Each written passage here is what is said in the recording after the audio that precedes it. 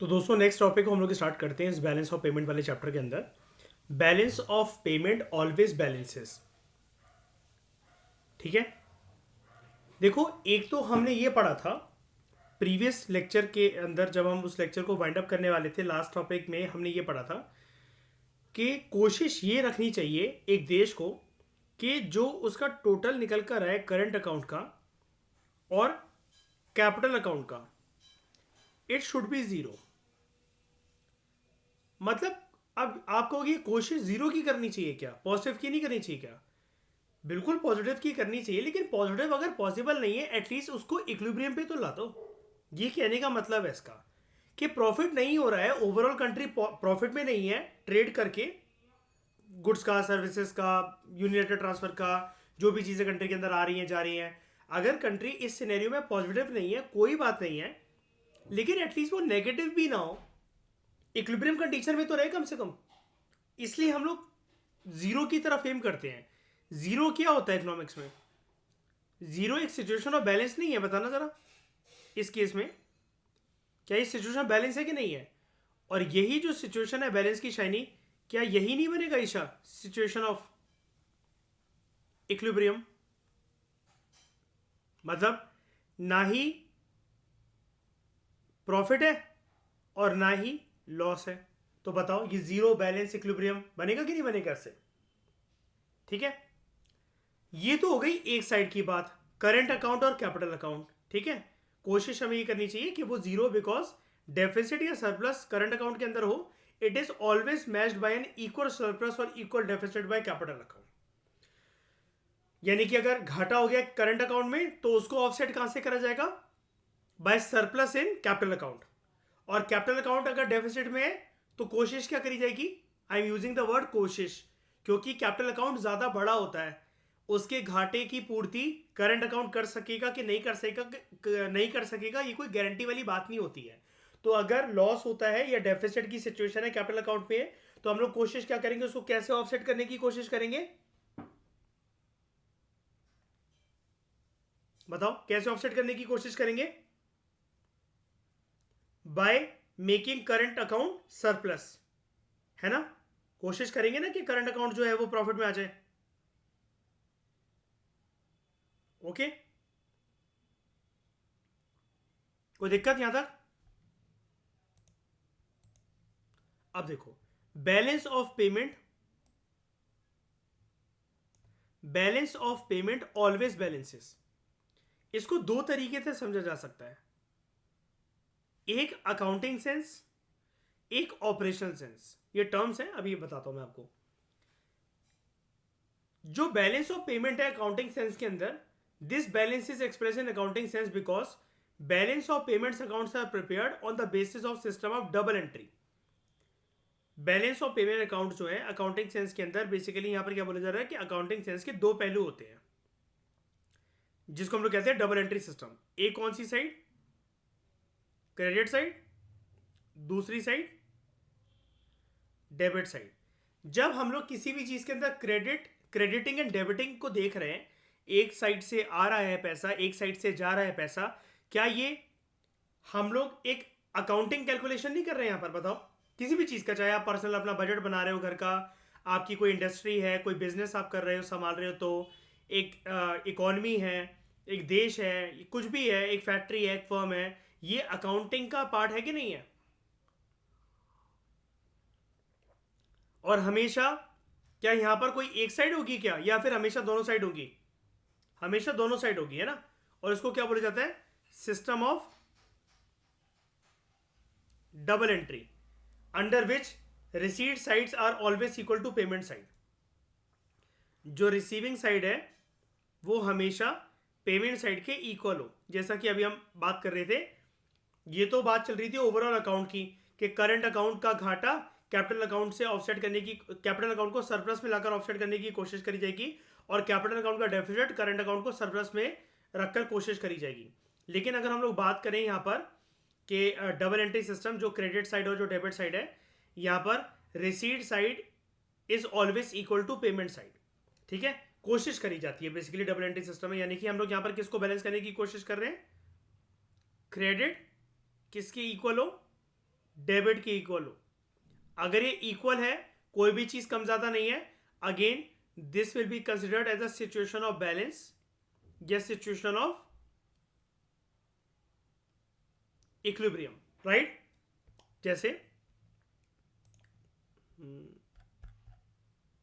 पर आप इसको देखो जरा, ये है क्रेडिट साइड हमारी, नेट टोटल क्या निकला 1000 करोड़। अब क्रेडिट साइड है तो 1000 करोड़ ये प्लस है,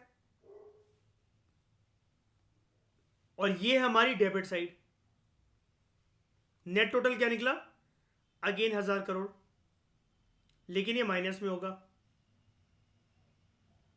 ठीक है।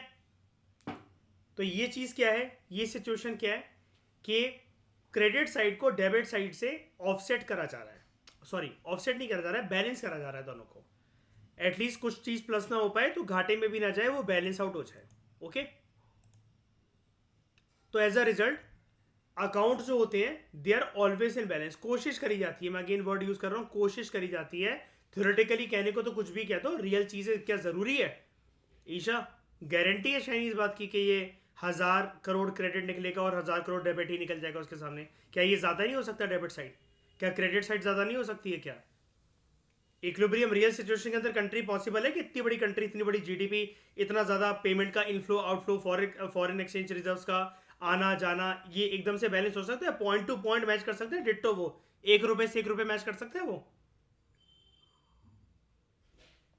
थ्योरेटिकली कहने के लिए सब कुछ ठीक है, ठीक है, लेकिन प्रैक्टिकल कंसिडरेशंस, प्रैक्टिकल एस्पेक्ट्स अलग होते हैं।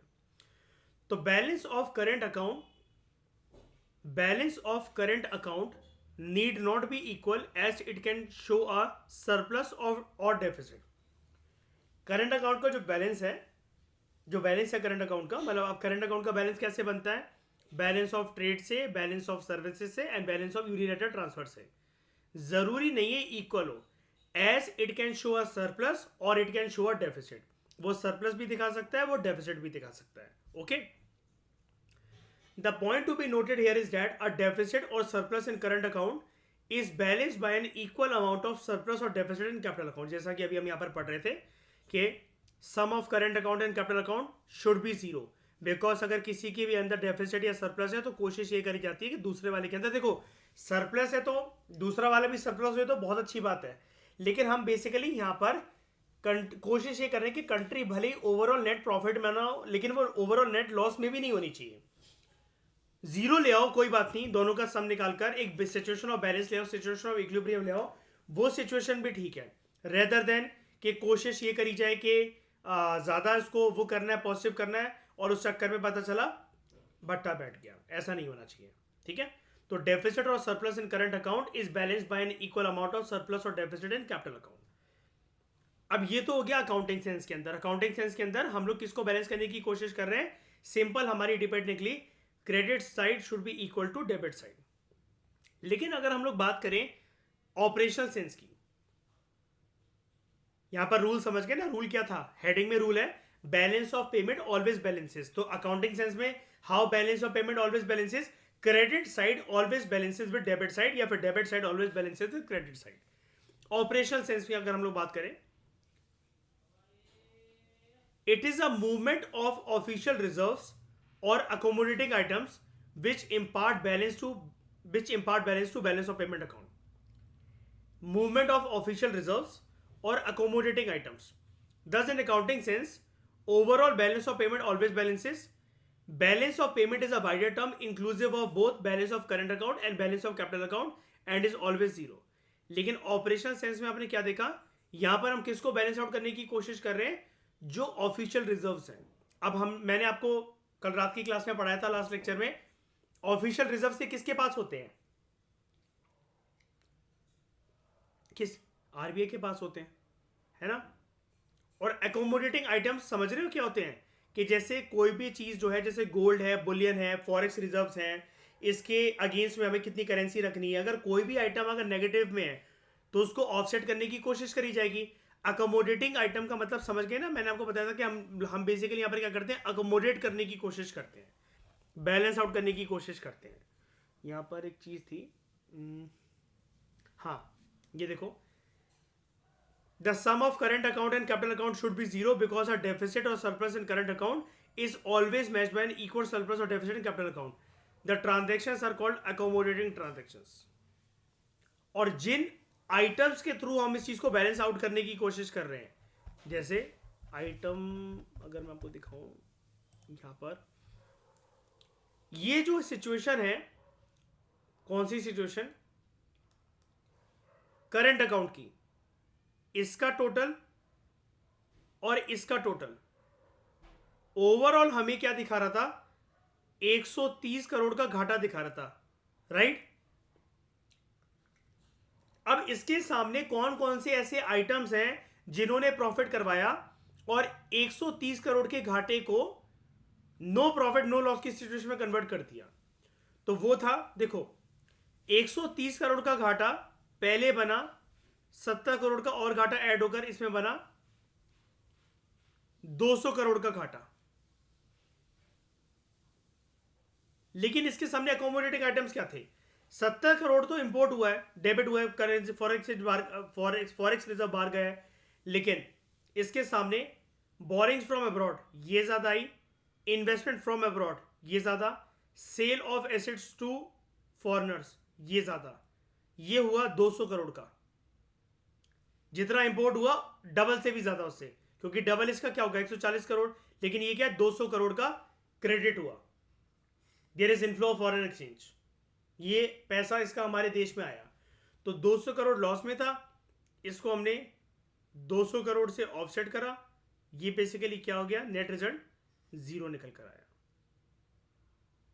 ठीक है, credit side 1000 crore plus, debit side 1000 crore negative, दोनों को अगर बैलेंस आउट करने की कोशिश करें, net result will be zero.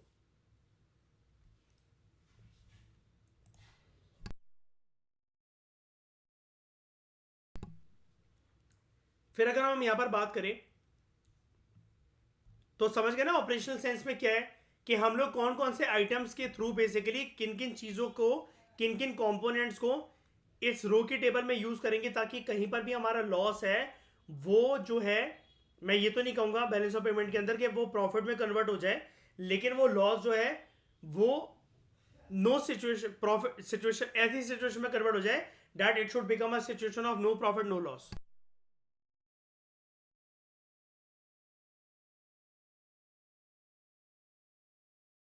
अब हम जानते हैं autonomous and accommodating items in balance of payment.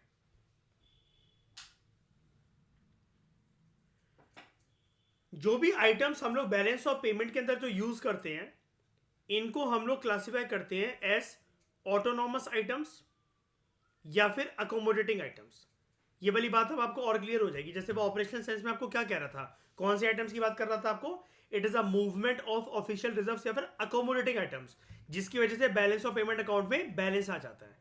तो बैलेंस ऑफ पेमेंट अकाउंट के अंदर बैलेंस ऑफ पेमेंट अकाउंट की जो आइटम्स है वो दो कैटेगरीज में क्लासिफाई होते हैं, autonomous and accommodating. Basic difference between the two is that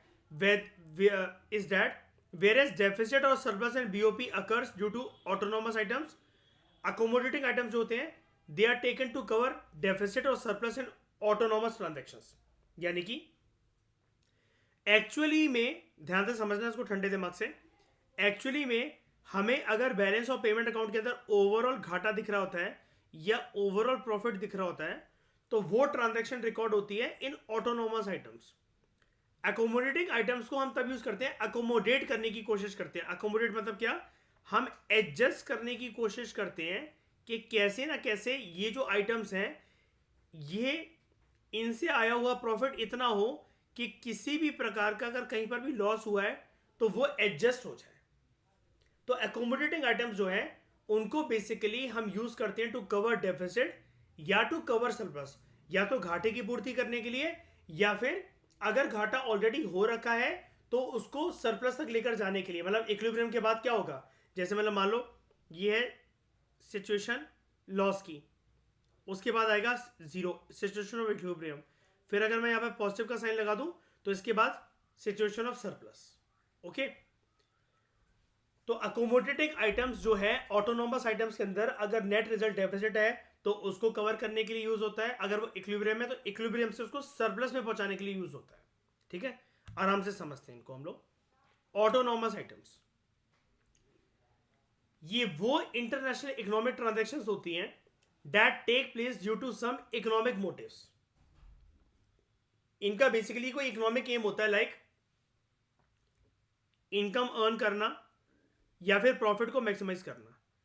ये वो इंटरनेशनल इकोनॉमिक ट्रांजैक्शंस हैं जो कि किसी इकोनॉमिक मोटिव के साथ करी जाती हैं, इनकम अर्न करने के मकसद से या फिर प्रॉफिट को मैक्सिमाइज करने के मकसद से। इनका कुछ भी लेना देना नहीं है विद फॉरेन एक्सचेंज पेमेंट्स। इनका कुछ भी लेना देना नहीं है फॉरेन एक्सचेंज पेमेंट्स के साथ। अब क्योंकि ये जो ट्रांजैक्शंस हैं, these are independent of the state of the country's balance of payment, since such transactions are independent of the state of country's balance of payment. ये जो ट्रांजैक्शंस होती हैं इसका कुछ लेना देना नहीं है कि कंट्री में बैलेंस ऑफ पेमेंट कितना है, that is irrespective of whether BOP favourable है या बीओपी अनफेवरेबल है। ये फिर भी जो ट्रांजैक्शंस है ये होती हैं, क्यों? ये इकोनॉमिक मोटिव से करी जा रही है ना, किसी भी प्रकार से ये बैलेंस ऑफ पेमेंट के लिए नहीं करी जा रही है। बैलेंस ऑफ पेमेंट चाहे फेवरेबल हो चाहे अनफेवरेबल हो, ये ट्रांजैक्शंस होती चली जाएंगी। इसको हम लोग कहते हैं ऑटोनॉमस आइटम्स। मतलब ऑटोनॉमस समझ रहे हो, स्वतंत्र है ये आइटम्स, ये ट्रांजैक्शंस। आइटम्स मतलब क्या? Economic transactions. इनको किसी भी चीज से कुछ लेना देना नहीं है, ना ही ये किसी सरप्लस को डेफिसिट को कवर करने के लिए यूज हो रही है, ना ही किसी चीज को ऑफसेट करने के लिए यूज हो रही है। ये चलती चली जाएंगी transactions. These items are generally called above the line items in BOP. नाम है इनका, सिर्फ ये कंफ्यूज मत होना कि ये क्या है। ठीक है, ऐसा क्यों लिखा गया है? Above the line items in BOP मतलब जो जनरली बैलेंस ऑफ पेमेंट के अंदर जो चीजें होती हैं उसके बियॉन्ड जो है ये जो आइटम्स हैं, ये जो ट्रांजैक्शंस है कवर होती हैं। सच आइटम्स में involve movement of goods across border. कैसे? In the form of movement of goods and services, goods and services across the border in the form of export and import of goods, export and import of services. अब यही वो autonomous transactions होती हैं जिसका वैसे तो balance of payment चाहे favourable था चाहे अनफेवरेबल था, उससे तो कुछ लेना देना नहीं था। लेकिन यार भाई साहब ट्रांजैक्शंस हो रही हैं, export import goods and services का हो रहा है, तो पक्का फॉरेक्स रिजर्व के ऊपर कुछ ना कुछ तो असर आएगा ना। तो ये जो ऑटोनॉमस आइटम्स की जो ट्रांजैक्शंस होती है, जिसको हम लोग ऑटोनॉमस ट्रांजैक्शंस कहते हैं, यही वो ट्रांजैक्शंस होती हैं जिसकी वजह से बैलेंस ऑफ पेमेंट के अंदर ओवरऑल डेफिसिट या सरप्लस जो है वो प्रभावित होता है। बैलेंस ऑफ पेमेंट को हम लोग डेफिसिट में तब कहेंगे, घाटे में तब कहेंगे, अगर autonomous receipts are less than autonomous payments.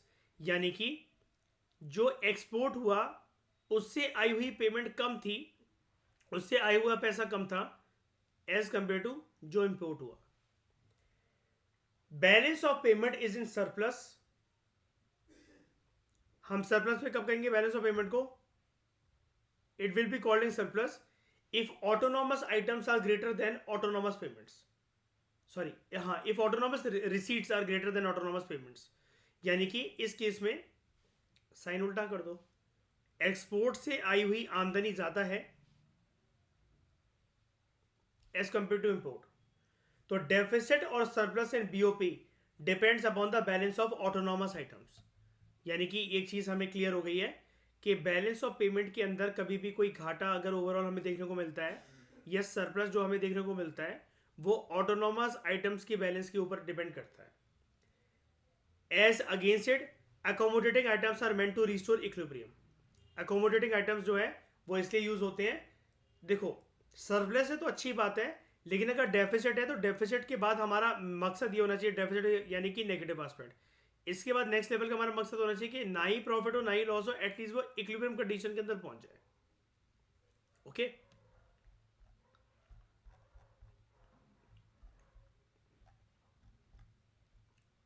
तो deficit in balance of payment account when during the year, जो पूरा का पूरा जो अगर नेट इनफ्लो को हम लोग देखें कि फॉरेक्स रिजर्व्स है वो हमारे पास कितना है on account of accommodated transactions.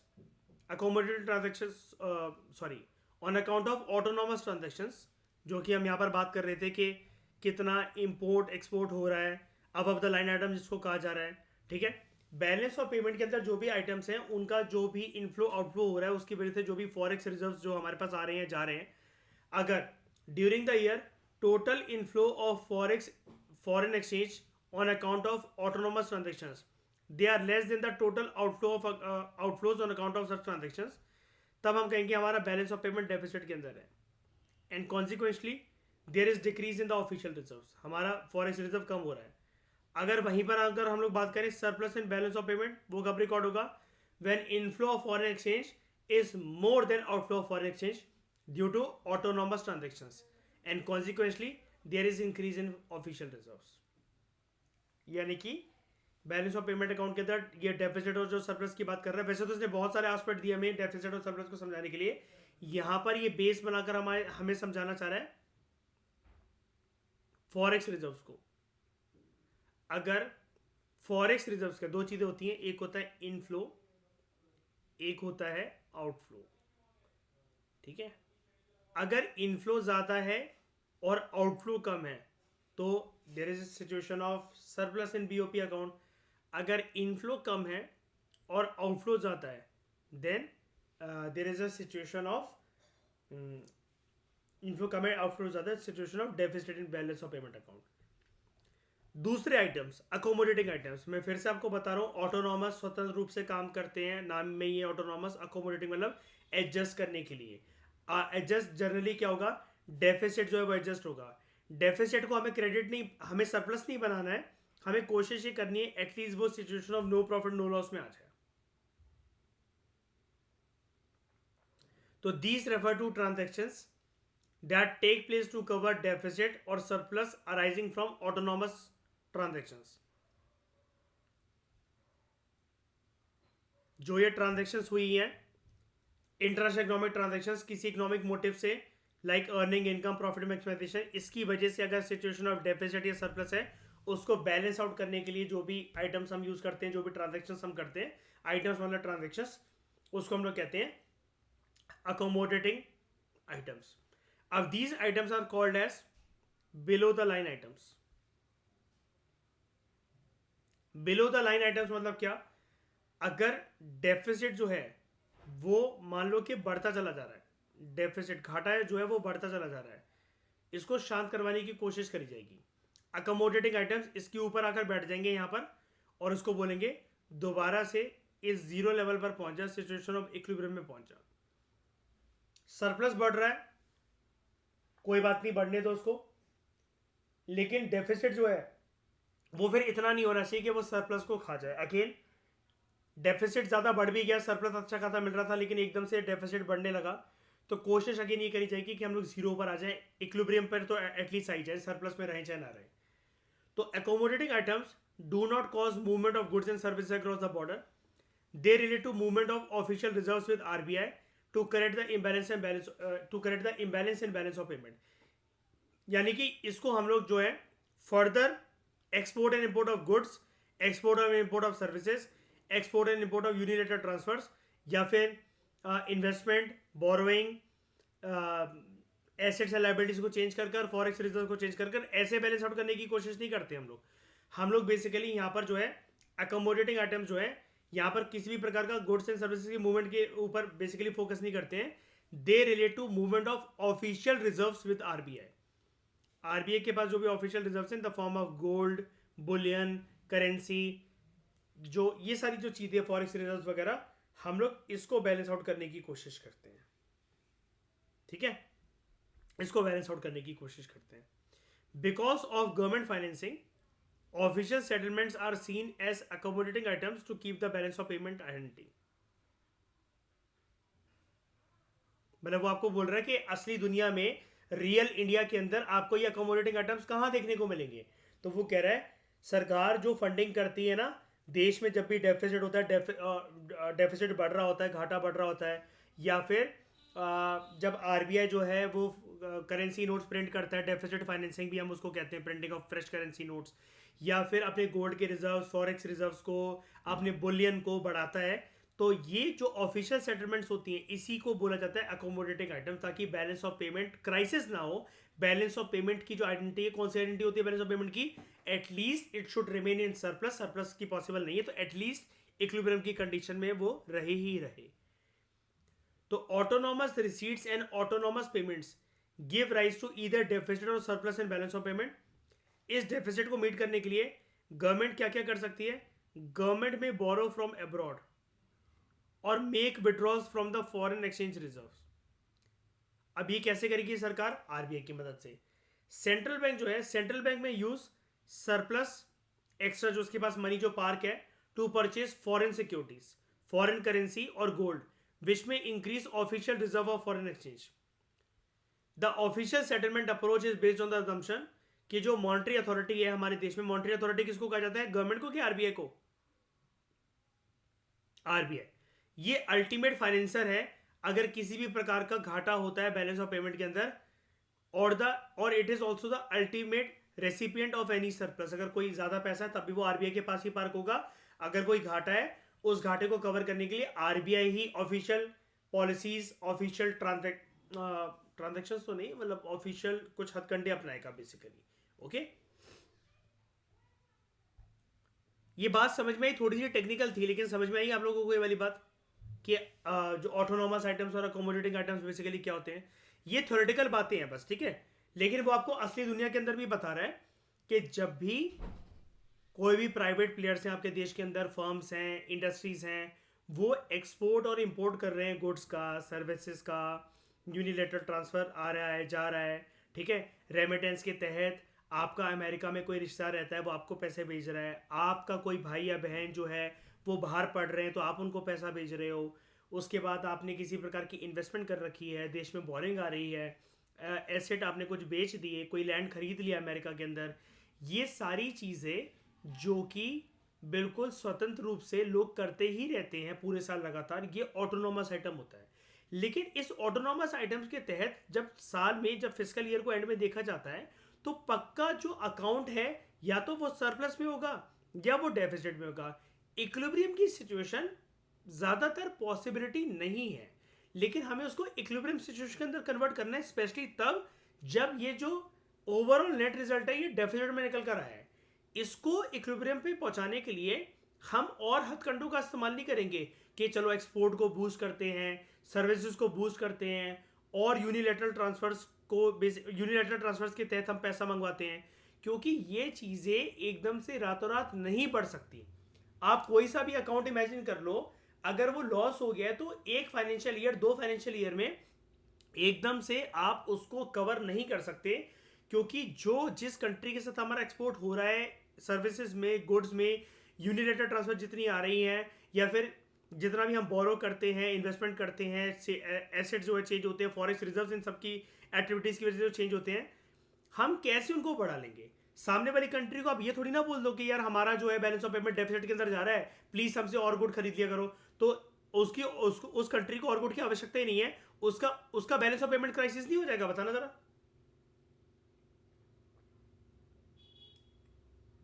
होगा कि नहीं होगा? हो सकता है ना वो कंट्री घाटे में आ जाए। शाइनी, हम अपने डेफिसिट को कवर करने के लिए दूसरी कंट्री से रिक्वेस्ट कर सकते हैं कि हमसे और ज़्यादा जो है आप हमारा इंपोर्ट कम कर लो, आप अपने गुड्स एंड सर्विसेज को कम डम करो हमारे देश में, हम ज़्यादा करेंगे आपके देश में। बोल सकते हैं हम इंडियंस को, ये बोल सकते हैं जो भी बाहर से लोग जो रेमिटेंस वगैरह भेज रहे हैं कि प्लीज़ थोड़ा थोड़ा पैसा और भेजा करो, हमारा बीओपी क्राइसिस चल रहा है, ये मानेंगे? ये सारे जो डिसीजंस हैं लोगों के पास, कंपनीज के पास, फर्म्स के पास, मयूर स्वतंत्र रूप से नहीं है। कोई सरकार इसमें कुछ भी कर सकता है लोगों को हाथ पकड़वा कर उनका? नहीं ना, इसलिए ऑटोनोमस आइटम्स हैं। अब ऑटोनोमस आइटम्स को तो छेड़ा नहीं जा सकता, चाहे इसके अंदर डेफिसिट निकले चाहे सरप्लस निकले। सरप्लस निकले तो सोने पे सुहागा, डेफिसिट निकले तो यार इसको तो कवर करने के लिए हमारे पास कोई हथकंडा है नहीं, और वो शॉर्ट टर्म के अंदर तो बात होगी नहीं उसके अंदर। तो अब करें तो क्या करें? इसके लिए एक इंस्टीट्यूशन है हमारे देश में, एक इंस्टीट्यूशन है हमारे देश में जो कि इस घाटे को एटलीस्ट प्रॉफिट में तो कन्वर्ट नहीं कर पाएगा, सरप्लस में तो कन्वर्ट नहीं कर सकता, कोई गारंटी नहीं है, लेकिन लॉस को ऑफसेट कर देगा, एटलीस्ट मतलब इक्विलिब्रियम कंडीशन तक ले जाएगा। वो कौन है इंस्टीट्यूशन? आरबीआई। और आरबीआई काम करेगा कैसे? अपने ऑफिशियल रिजर्व्स को चेंज कर कर, है ना, क्योंकि अगर जो भी डेफिसिट हुआ होगा ऑटोनोमस आइटम्स में डील कर कर, ट्रांजेक्शन्स कर कर, जो भी डेफिसिट हुआ होगा, जो भी घाटा आया होगा, तो यानी कि हम उस घाटे को यही तो कहेंगे ना चैप्टर के अंदर कि फॉरेक्स रिजर्व जो है वो कम हो गई है हमारी, है ना, इतनी नहीं बची है, हमारे देश में इंपोर्ट ज्यादा हुआ है, एक्सपोर्ट कम हुआ है। तो आरबीआई क्या करेगा, आरबीआई अपने ऑफिशियल रिजर्व को बढ़ाने की कोशिश करेगा। अब वो उसकी सरदर्दी है, चाहे वो सरकार को अप्रोच करे कि हमें जो है फाइनेंसिंग करो, या खुद वो हथकंडे अपनाए, लाइक गोल्ड के रिजर्व बढ़ाना, फॉरेन एक्सचेंज करेंसी के रिजर्व बढ़ाना, सरप्लस मनी जो पार्क्ड है उसको लोन के तौर पर देकर पैसा बढ़ाना, या फिर printing of fresh currency note, deficit financing का सहारा लेकर। वो आरबीआई के ऊपर है कि आरबीआई कुछ भी हथकंडे अपनाए, वो आरबीआई सिचुएशन के हिसाब से डिसाइड कर लेगा, वो हमारी सरदर्दी नहीं है। लेकिन क्योंकि आरबीआई जो है ये जो है एकोमोडेट करने की कोशिश कर रहा है इस लॉस को, ठीक है, इसलिए हम जो बोलते हैं आरबीआई के इस ऑफिशियल रिजर्व के अंदर जो भी कोई चीज़ें जो चेंज होती हैं, हम इनको क्या बोलते हैं, हम इनको बोलते हैं अकोमोडेटिंग आइटम्स।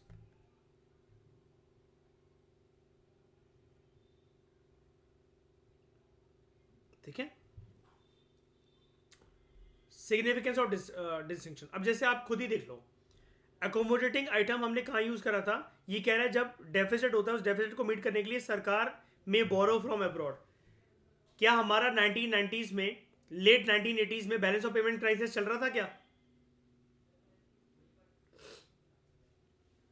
चल रहा था ना, तो हमने बोरो कराना आरबीआई और, सॉरी आरबीआई कह रहा हूँ, आईएमएफ और वर्ल्ड बैंक से हमने वो कराना, बोरो कराना $7 बिलियन, ठीक है।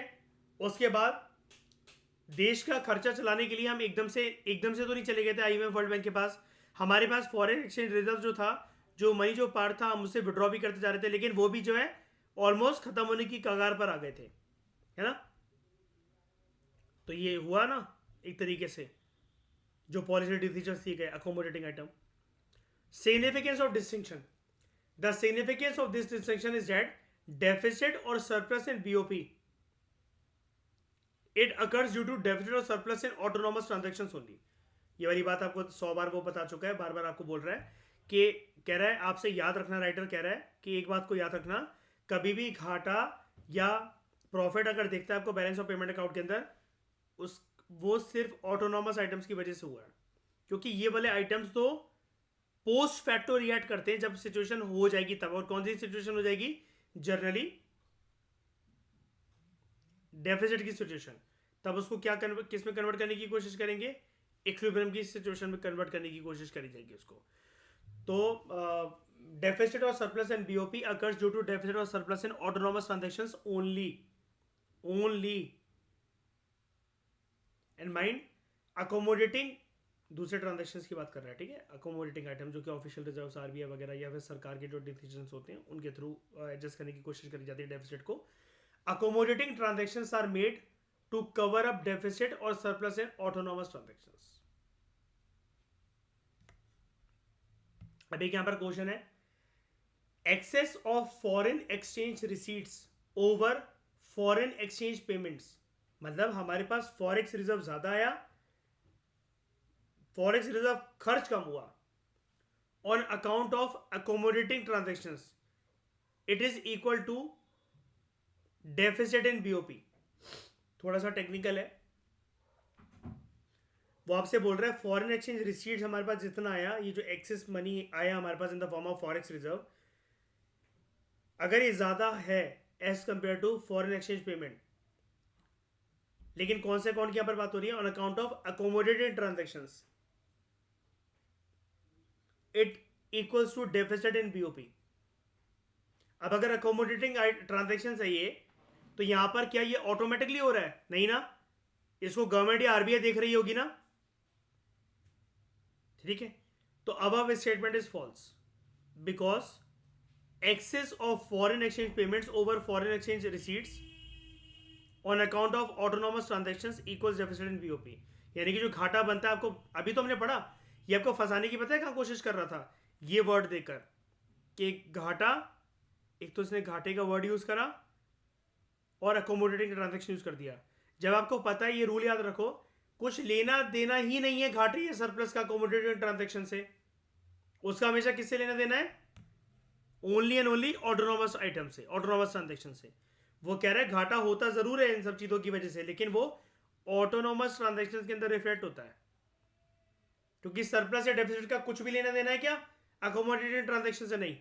देखो, it is related to only, ये लिखा हुआ है ना, ओनली ऑटोनॉमस ट्रांजेक्शन। क्लियर हुआ? सर के ऊपर से तो नहीं गया?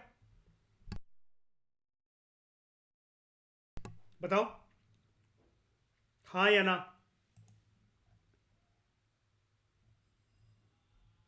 अब हम पढ़ते हैं, ये जो डिसइक्विलिब्रियम आया ना बीओपी के अंदर, ये इसकी कॉजेज क्या होते हैं? सबसे पहले मुझे सिचुएशन ऑफ डिसइक्विलिब्रियम बता दो कि बीओपी के अंदर डिसइक्विलिब्रियम की सिचुएशन क्या है? डेफिसिट।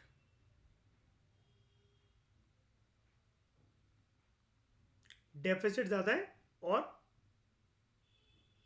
सरप्लस कम है, यानी कि डेबिट साइड ज्यादा है और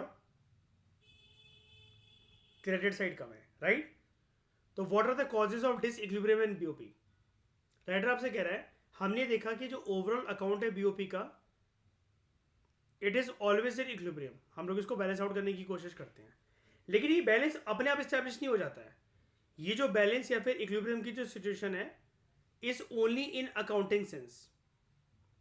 अकाउंटिंग से मतलब क्रेडिट और डेबिट साइड की सेंस में, जो वो होता है ना डबल एंट्री सिस्टम, उसकी सेंस में यूज करी जाती है, बिकॉज डेफिसिट और surplus is restored with the help of capital account. Current account तो ज्यादा कुछ कर ही नहीं सकता, जैसे कि इस वाले केस के अंदर आपको याद है ना, अभी मैंने आपको पढ़ाया, इस क्रेडिट अकाउंट का डेफिसिट कितना निकला था? कितना निकला था? लगभग 130 करोड़। इसको ऑफसेट कहां से करा गया? करंट अकाउंट का जो ये डेफिसिट जो निकला था 130 करोड़ का, कैपिटल अकाउंट से उसको भरपाई उसकी करी गई, है ना? तो दिस बैलेंस और equilibrium is only in accounting sense, because deficit और surplus is restored with the help of capital account. In fact when we talk of disequilibrium, यानी कि जब वो बैलेंस है वो बिगड़ गया है, it refers to current account और balance of payment account. Disequilibrium हमेशा करंट अकाउंट में दिखेगा, फिर कोशिश ये करी जाएगी कि उसको कैपिटल अकाउंट से ऑफसेट कर लिया जाए। लेकिन मैंने आपको कल की क्लास में भी बताया था, कोशिश करी जा सकती है। जरूरी है कि कैपिटल अकाउंट जो है वो नेट प्रॉफिट में आ जाए और करंट अकाउंट के लॉस को ओवरकम कर ले, जरूरी है। अगर ऐसा होता तो इंडिया का तो हमेशा से बैलेंस ऑफ पेमेंट कैसा रहता है शैनी? सरप्लस में रहता है, डेफिसिट में रहता है। इसको इसको क्यों नहीं ऑफसेट कर पाया इंडिया फिर कभी, है ना? तो वो चीज ये कि हम लोग की कोशिश कर सकते हैं, ठीक है? If autonomous receipts are less than autonomous payments, that is outflow foreign exchange is more than inflow foreign exchange. Forex reserve खर्च ज्यादा हो रहा है, आ कम रहा है, तब क्या होगा? बैलेंस ऑफ पेमेंट डेफिसिट में होगा। और ये सिचुएशन क्या रिफ्लेक्ट करेगा? Unfavourable balance of payment, disequilibrium की सिचुएशन, या डेफिसिट की सिचुएशन, या फिर डेबिट साइड ज्यादा होना, क्रेडिट साइड कम होना। तो कॉजेज क्या है इसके? ये तो हमें समझ में आ गया, ये तो चैप्टर में बार बार बताया जा रहा है, हजारों लाखों बार बता रहा है, लेकिन इसके कॉजेज क्या है? What are the prominent causes of disequilibrium in BOP? There are several factors which causes disequilibrium in balance of payment. ठीक है, एक मिनट रुकना।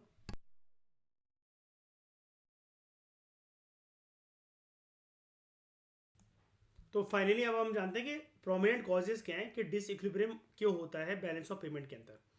देयर आर सेवरल फैक्टर्स जिसकी वजह से ये जो अनइवननेस होती है, अनफेवरेबल जो सिचुएशन होती है, डिसबैलेंस की सिचुएशन होती है, वो होता है बैलेंस ऑफ पेमेंट के अंदर। अब देखो, डिसइक्विलिब्रियम की सिचुएशन ना, ये जो वर्ड है ये हमेशा नेगेटिव नहीं होता है, ठीक है? अब आपके सामने ये चिट्ठा खुलने जा रहा है। डिसइक्विलिब्रियम की सिचुएशन हमेशा नेगेटिव नहीं है, ये पॉजिटिव भी हो सकती है। सबसे पहले तो हमें ये समझना पड़ेगा इक्विलिब्रियम क्या होता है। इक्विलिब्रियम होता है ना ही प्रॉफिट है ना ही लॉस है, ओवरऑल सिचुएशन कैसी है? Zero, situation of balance. तो डिसइक्विलिब्रियम क्या बनेगा? डिसइक्विलिब्रियम की सिचुएशन बनेगी या तो सिचुएशन ऑफ सरप्लस या सिचुएशन ऑफ डेफिसिट, और ये जो सिचुएशन है ये होती है इक्विलिब्रियम की सिचुएशन।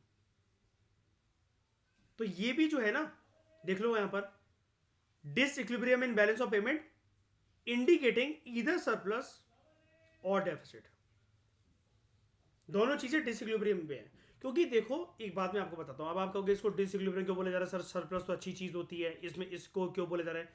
क्योंकि इसलिए बोला जा रहा है, मैं आपसे बार बार कहता रहा हूं, डिसइक्विलिब्रियम कोई नेगेटिव वर्ड है ही नहीं। डिसइक्विलिब्रियम तो बस आपसे ये कह रहा है कि जो सीसो है ना जिस पर आप बैठे हुए हो, सामने वाली पार्टी भी बिल्कुल आपके बराबर पे ऐसे करके बैठी हुई है, ना ही आप ऊपर हो और ना ही वो ऊपर है।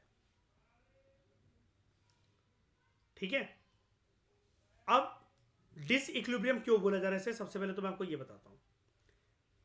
सरप्लस की सिचुएशन कंट्री हमेशा मेंटेन कर पाएगी कि नहीं कर पाएगी कोई गारंटी नहीं है। कंट्री हमेशा अपने बैलेंस ऑफ पेमेंट के अंदर हमेशा डेफिसिट में रहेगी, ये भी कोई जरूरी नहीं है। बेस्ट ये है, ओवरऑल ट्रेड करके कंट्री अगर नेट प्रॉफिट में नहीं रह पा रही है, मैंने अभी आपको बोला इस लेक्चर में कई बार, नेट प्रॉफिट में नहीं रह पा रही है, तो वो लॉस की सिचुएशन में भी ना जाए, एटलीस्ट वो बैलेंस आउट कर ले। ठीक है, अब जैसे मयूर मान लो कि हमने कहीं पर कुछ इन्वेस्टमेंट कर रखी है, ओके, हम लोग पॉजिटिव में चल रहे हैं, हमारा जो पोर्टफोलियो है उस स्टॉक शेयर्स के अंदर, क्रिप्टोस के अंदर हमारा पोर्टफोलियो पॉजिटिव में चल रहा है। अब वहां से हम जो है वो लॉस नहीं लेना चाहते हैं, तो जितना प्रॉफिट चल रहा है हमने उसको क्या कहते हैं कर लिया, बुक कर लिया। अब चाहे वो 10,000 गुना ऊपर हो जाए या 10,000 गुना नीचे हो जाए, हमें लेकिन क्या है कि हम जो है सिचुएशन ऑफ बैलेंस के अंदर उसको जो है टच करके निकल गए, राइट? क्योंकि कंट्री हमेशा सरप्लस में रह पाएगी बैलेंस ऑफ पेमेंट के अंदर या हमेशा डेफिसिट में ही रहेगी, ये कोई नहीं कभी बता सकता। तो हमें कोशिश क्या करनी है शाइनी, हमें कोशिश करनी है कि कंट्री इक्विलिब्रियम में रह ले, एटलीस्ट कंट्री एटलीस्ट इक्विलिब्रियम में रह ले। ठीक है, क्लियर हुआ ये चीज? कोई डाउट किसी को?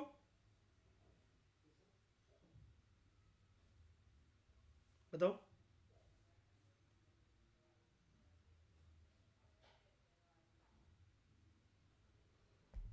कोई डाउट?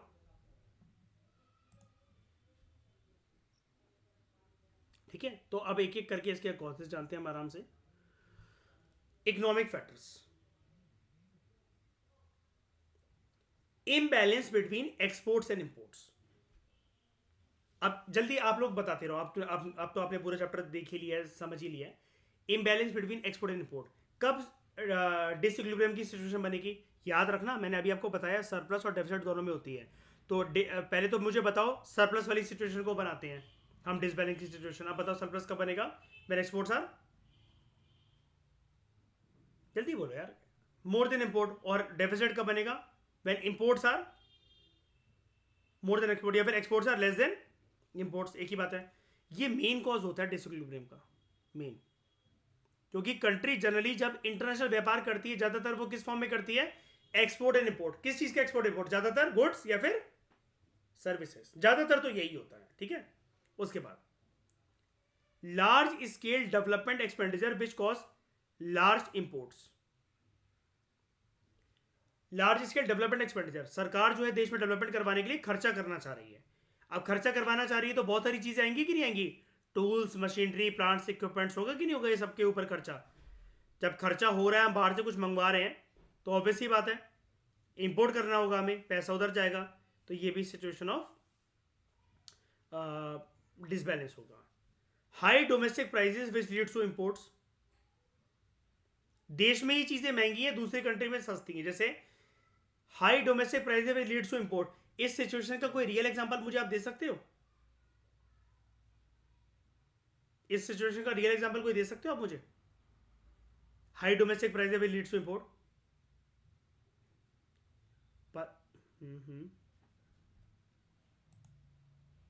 नहीं नहीं नहीं, मैं रियल एग्जांपल की बात कर रहा हूँ, रियल इकोनॉमिक एग्जांपल। इसका रियल इकोनॉमिक एग्जांपल अगर मैं बताऊं मयूर, ये है, हम लोग कोई ज्यादा खुश नहीं होते शाइनी चाइना के साथ व्यापार करने के लिए, क्योंकि हमें हमें हमेशा डेफिसिट में रहना पड़ता है चाइना के साथ व्यापार करते हुए। लेकिन ईशा होता क्या है मयूर, हमारे देश में अगर हम लोग गुड़ बनाने पर आए ना, वो कस्टमर्स को ज़्यादा कॉस्टली पड़ेंगे। चाइना जो बल्क में मैन्युफैक्चरिंग करता है ना, और जिन गुड्स को यहाँ पर जो बेचता है, जिसको हम लोग कभी कभार एक नेगेटिव नाम दे देते हैं कि चाइना अपने गुड्स को डंप कर रहा है यहाँ पर, जो चीज़ इंडियंस को 100 रुपये की पड़ेगी मेड इन इंडिया गुड जो है, वही मेड इन चाइना जो गुड है वो हो सकता है 2 या 3 रुपये की पड़े, है ना, क्योंकि वो बल्क में बना रहा है, बहुत हैवी तादाद में बना रहा है वो। ठीक है, तो एक बार बताओ, हमारे खुद के डोमेस्टिक प्राइसेस बहुत हाई हैं, तो इंपोर्ट को हम नहीं रोक सकते ना, लोग तो फिर खरीदेंगे ही नहीं उसको, और फिर लोगों की जब डिमांड और उसकी पूर्ति नहीं होगी, तो आपको पता है फिर कभी जब लोगों की बेसिक नीड्स पूरी नहीं होगी, या फिर लोगों की इनकम के हिसाब से चीज़ें उनको महंगी पड़ रही हैं, सरकार को विंडो खोलनी पड़ती है। किसके लिए? याद है गुड गवर्नेंस के एक एस्पेक्ट याद है? गुड गवर्नेंस में मैंने आपको पढ़ाया था ना, सिटीजन सेंट्रिक गवर्नेंस का एस्पेक्ट हुआ कि नहीं हुआ? ये सरकार का कोई खास, देखो लॉकडाउन के टाइम पर आपको पता है सरकार ने चाइनीज ऐप टिकटॉक को बैन कर दिया था और बहुत सारी ऐप्स को बैन करा था, याद है? बॉर्डर ट्रेड को बैन करा क्या? वो रोक कर दिखाओ। कोविड के टाइम पर अगर डोमेस्टिक प्राइसेस बढ़ जाते, सरकार नहीं गिर जाती? विरोध प्रदर्शन इस कदर हो जाता कि सिविल वॉर की सिचुएशन बन जाती देश में, राइट? लोगों की हालत ये तो थी करो या मरो वाली, है कि नहीं? उसके बाद साइक्लिकल फ्लक्चुएशंस लाइक रिसेशन और depression in general business activity.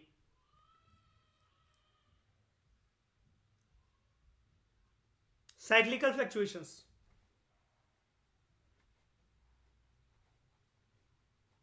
ये जब चीजें होती हैं, कंट्री पे रिसेशन आ जाए, डिप्रेशन आ जाए, है ना, क्या इससे इक्विलिब्रियम बिगड़ेगा? बिल्कुल बिगड़ेगा। And new sources of supply and new substitutes, इससे भी डिसइक्विलिब्रियम की सिचुएशन पैदा होती है। अब देखो, न्यू सोर्सेज ऑफ सप्लाई, हो सकता है हमें 3-4 कंट्री शाइनी एक्स्ट्रा मिल गई हो एज ए इकोनॉमिक पार्टनर, वो बोल रहे हैं कि हाँ हम आपका गुड लेने को तैयार है, हमारा एक्सपोर्ट का दायरा हो सकता है एक्सपेंड हो जाए, राइट? और ये भी हो सकता है कि 3-4 कंट्री हमें एक्स्ट्रा मिल गई हो जहां से हम गुड्स को इंपोर्ट करवा रहे हो, दोनों सिचुएशन है। लेकिन अगर हम एक्सपोर्ट के केस की बात करें, 3-4 कंट्रीज हमें नहीं मिल गई है, या फिर करंट कंट्रीज जो है हमें जो बोल रही है कि आप ये भी सामान हमें बेच दिया करो, तो क्या इससे हमारा जो फॉरेक्स रिजर्व है वो प्रभावित होगा? बिल्कुल होगा। सरप्लस में भी जा सकता है और डेफिसिट में भी जा सकता है, राइट?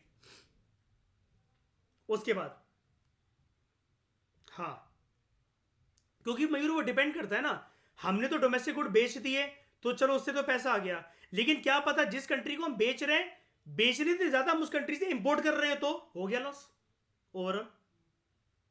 ये भी है ना, हम लोग चाइना से ज्यादा खरीदते हैं कि इंपोर्ट करते हैं शाइनी ईशा? ज्यादातर goods overall number of items, मतलब इंडिया से चाइना जाते हैं, चाइना से इंडिया आते हैं,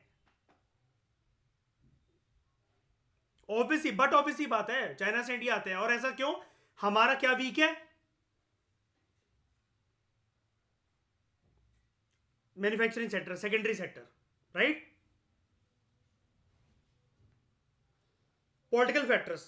Experience shows that political instability and disturbances, they cause large capital outflow and it hinders inflow of foreign capital. देश में अगर माहौल है अनिश्चितता का, लाइक सिविल वॉर की सिचुएशन, या फिर सरकार का बार बार गिरना, याद है पाकिस्तान के अंदर बार बार ये कंटिन्यूस साइकिल चलती रही थी, शुरू में डेमोक्रेटिक रिजीम, फिर मिलिट्री डिक्टेटरशिप, फिर डेमोक्रेटिक रिजीम, फिर मिलिट्री डिक्टेटरशिप। जो डेमोक्रेसी थे, जो लोग, जो पॉलिटिशियंस आ रहे, उनका मर्डर हो जाता था। चला ऐसा कि चला सिलसिला पाकिस्तान और इवन बांग्लादेश के अंदर।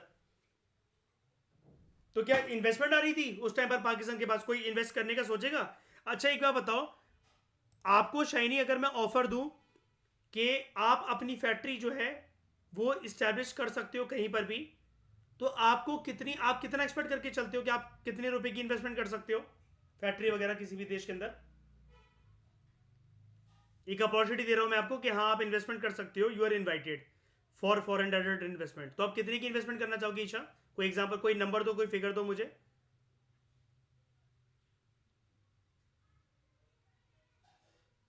बोलो मयूर।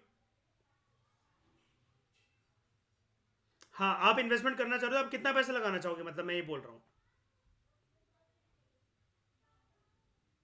कंट्री मतलब मैं बता रहा हूँ आपको, किसी भी कंट्री के अंदर आप कर सकते हो, तो आपके पास कितना पैसा लगाने को, एक नंबर दो। करोड़ों में चाहिए? मैं आपको बोल रहा हूँ 50 रुपए में मैं आपकी इन्वेस्टमेंट करवा दूंगा। 50 रुपए में इंटरेस्टेड हो? नहीं नहीं, समझे नहीं यार, अपनी कंट्री के अंदर माहौल ही तो नहीं है। 50 रुपए की कोई फैक्ट्री स्टैब्लिश करने दे रहा है आपको यहाँ पर? मैं कह रहा हूँ मैं एक ऐसा डेस्टिनेशन आपके लिए दूर कर रहा हूँ, मैं 50 रुपए की इन्वेस्टमेंट करवा दूंगा। इंटरेस्टेड हो आप? आपके इंटरेस्ट को डिसइंटरेस्ट में कन्वर्ट करूँ? आपको इन्वेस्टमेंट करनी है सीरिया में और ISIS के बॉर्डर पे।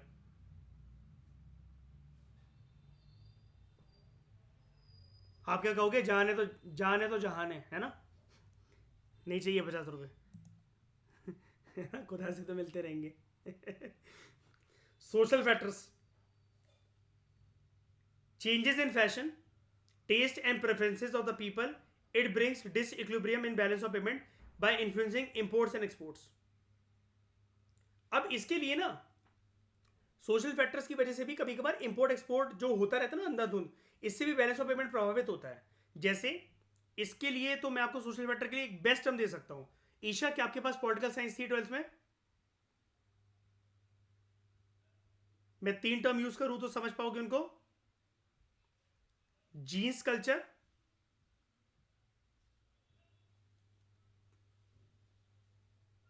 पेप्सी कल्चर, के KFC कल्चर एंड मैकडोनल्डाइजेशन वर्ल्ड। जरूरत ना भी हो तो वेस्टर्न आइडियोलॉजी ने हमें ऐसा प्रभावित कर रखा है ना कि हम बेफिजूल में चीजें जो बढ़ते रहते हैं बढ़ते रहते हैं बढ़ते रहते हैं, है ना? ठीक है, तो ये क्या अंधाधुंध इन्फ्लुएंस करता है कि नहीं करता है? अच्छा, मुझे एक बात बताओ, सच्चे मन से एक बात बताओ जरा, करंट ट्रेंड को देखते हुए, do Indians like make made in India goods? दिल से, मैं नेशनलिटी की बात ही नहीं कर रहा, देशभक्ति की बात ही नहीं कर रहा। सवाल ये उठता है मयूर, होते ही कितने हैं, है ना? लिज्जत पापड़ और आम के अचार के अलावा तो कुछ खाए ही नहीं मेड इन इंडिया, क्यों?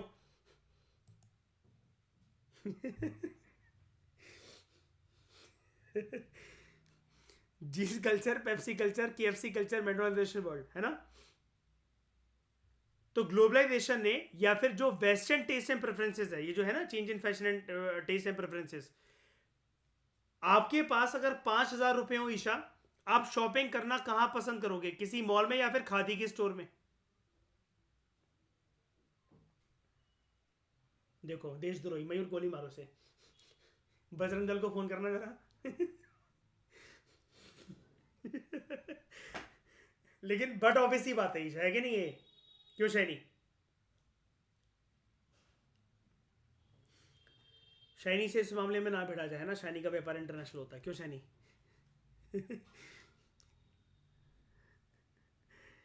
High population growth in poor countries adversely affect their balance of payment because it increases the needs of the countries for import and decreases their capacity to export. पर ये वाली बात ना, ये वाली बात writer जो है एक चांटा मार रहा है वैसे ही बेफालतू में, कि हाई पॉपुलेशन ग्रोथ जो है पुअर कंट्रीज के अंदर, इसने बस पुअर कंट्रीज लिख दिया इसलिए। लेकिन अगर इस कंट्री में थोड़ी सी इन्वेस्टमेंट करी जाए, किसके ऊपर? जनता के ऊपर, और क्या बनाया जाए इसको, ह्यूमन कैपिटल फॉर्मेशन का स्पिरिट लाया जाए, है ना? तो कंट्री अपने इंपोर्ट को कम करके एक्सपोर्ट ज्यादा करने लगेगी। जैसा कि इसका फायदा किसने उठाया?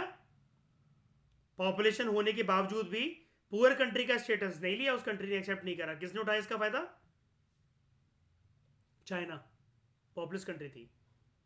तो इसको हम लोग क्या कहते हैं, किसका फायदा उठाना, जब हम जनता की बात करते हैं ऑफिशियल, उसको क्या कहते हैं? Very good, demographic dividend. Now What are the measures of correcting disequilibrium in balance of payment? Sustained or prolonged deficit has to be settled by short term loans. हम कैसे मतलब ये जो डिसइक्विलिब्रियम है ना बैलेंस ऑफ पेमेंट के अंदर, इसको करेक्ट कैसे कर सकते हैं? सस्टेन्ड या फिर लंबे समय का अगर कोई डेफिसिट होता है उसको हमें सेटल करना चाहिए बाय शॉर्ट टर्म लोन्स, और depletion of capital reserve of foreign exchange और गोल्ड. तो रेमेडियल मेजर बेसिकली है क्या? मतलब ये तो सब आपको आउटकम और वो बता रहे हैं कि इफेक्ट निकलेंगे, प्रॉपर तरीके से पॉइंट वाइज पढ़े. एक्सपोर्ट को प्रमोट करो, क्योंकि यही एक मतलब देखो ये एकमात्र बेस्ट तरीका है. एक्सपोर्ट को प्रमोट भी करो और अपने जो वो है ना एक्सपोर्ट करने के जो सोर्सेज हैं, जो डेस्टिनेशन कंट्रीज हैं, वहां पर अपने सोर्सेज को क्या करो, डाइवर्सिफाई भी करो. डाइवर्सिफाई करो अपने सोर्सेज को, यानी कि in terms of location as well as same country के अंदर अपने प्रोडक्ट्स को भी. ठीक है, और इसके लिए हमें फोकस करना होगा बहुत ज्यादा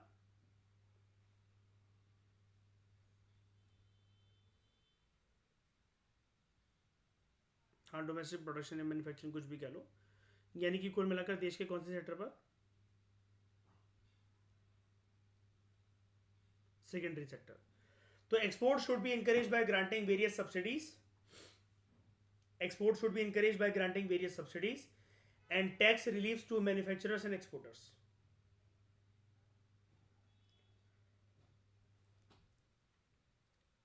सरकार प्रोत्साहन कैसे दे एक्सपोर्ट को? सब्सिडीज ग्रांट करो, टैक्स रिलीफ दो, ठीक है, टू मैन्युफैक्चरर्स एंड एक्सपोर्टर्स. उसके बाद D valuation of domestic currency. अभी मैं आपको दो टर्म पढ़ाऊंगा, आगे चलकर इसी चैप्टर में आएगा, आपको हमेशा के लिए डाउट क्लियर हो जाएगा. Depreciation of currency and devaluation of currency. अभी मैं आपको दोनों टर्म समझाऊंगा. अभी के लिए बस आप हेडिंग में इसको समझ लो बस, क्योंकि नेक्स्ट जो हमारा टॉपिक है ना, चैप्टर का फर्स्ट हाफ यहाँ पर खत्म हो जाएगा. सेकंड हाफ में हम पढ़ेंगे फॉरेन एक्सचेंज रेट. ठीक है, devaluation of domestic currency, it means fall in the value of domestic currency in terms of foreign currency. Fall in the value of domestic currency in terms of foreign currency, which makes domestic goods cheaper for foreigners. अब ये एक हथकंडा अपनाया जा सकता है. आपको सुनकर लगेगा यार हम क्यों अपनी वैल्यू गिराएं, हम क्यों अपनी वैल्यू गिराएं, ये सवाल नहीं है, लेकिन अभी आप समझने की कोशिश करो. जैसा कि मैंने अभी आपको बताया, मैं डीवैल्यूएशन डेप्रिसिएशन का पूरा आपको मतलब पूरा फंडा समझाऊंगा मैं आपको. पहले मुझे आप एक बात बताओ, अगर डोमेस्टिक करेंसी की वैल्यू के अंदर फॉल आ जाए, ठीक है, इसका मतलब क्या हुआ? मुझे एग्जांपल से समझाना जरा शाइनी. डॉलर और अमेरिकन डॉलर और इंडियन रुपी, अगर आज 90 रुपए का $1 है, तो डीवैल्यूएशन में वो डॉलर कितने का पड़ेगा?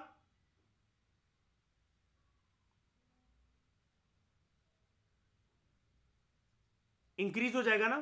ठीक है, तो it means fall in the value of domestic currency in terms of foreign currency. हमें वो ज्यादा महंगा पड़ रहा है, यानी कि हमारी करेंसी की वैल्यू जो है वो डिक्रीज हो रही है, जिसकी वजह से लेकिन एक फायदा होगा, डोमेस्टिक गुड्स जो है they will become cheaper for the foreigners. And devaluation is done by the government order when country has adopted a fixed exchange rate system. मैं आपको दो एक्सचेंज रेट सिस्टम भी पढ़ाऊंगा.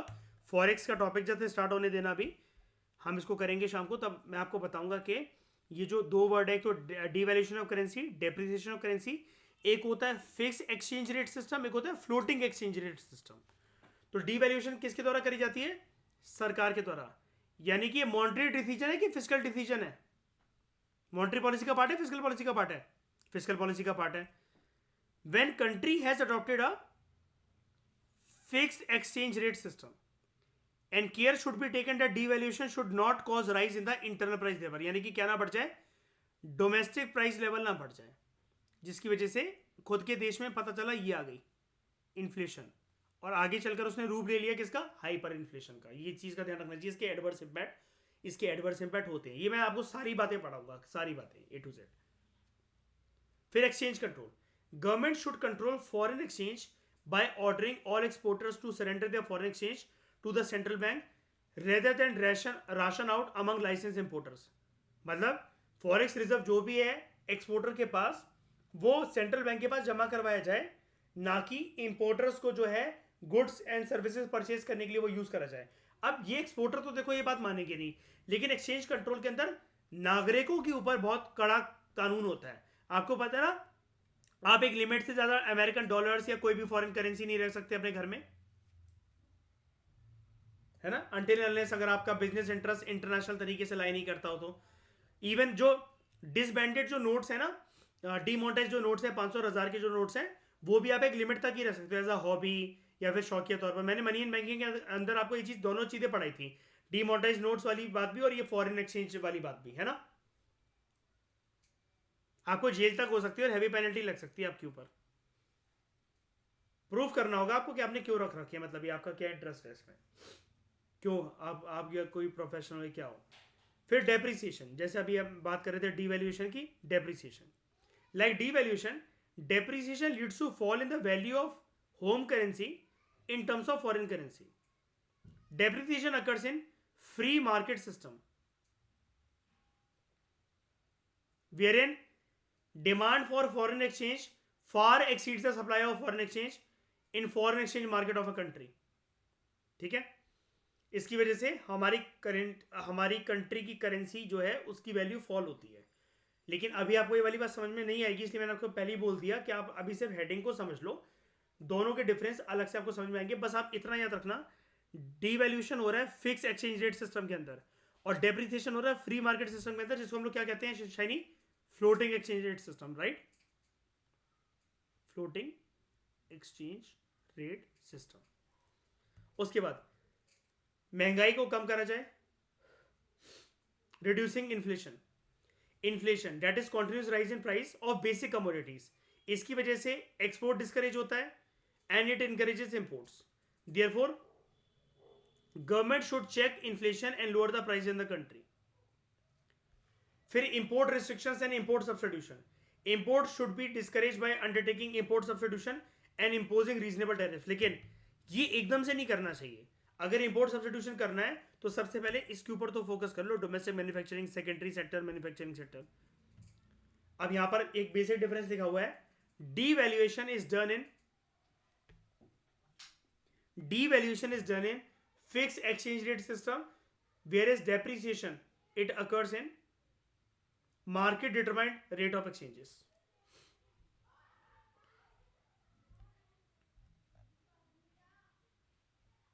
तो नेक्स्ट लेक्चर में हम लोग स्टार्ट करेंगे फॉरेन एक्सचेंज रेट कैसे डिटरमाइन होता है, कंट्री की जो करेंसी है उसके अगेंस्ट सामने कंट्री की जो करेंसी है। हम क्यों कहते हैं कि $1 जो है वो लगभग 85 to 90 रुपीज़ का पड़ता है, ठीक है, लेकिन ऐसा क्यों नहीं है कि $1 का $1 हो। ये सारी बातें हम जानेंगे इस डिस्कशन में। दोस्तों फिलहाल इतना ही, thank you very much for discussion.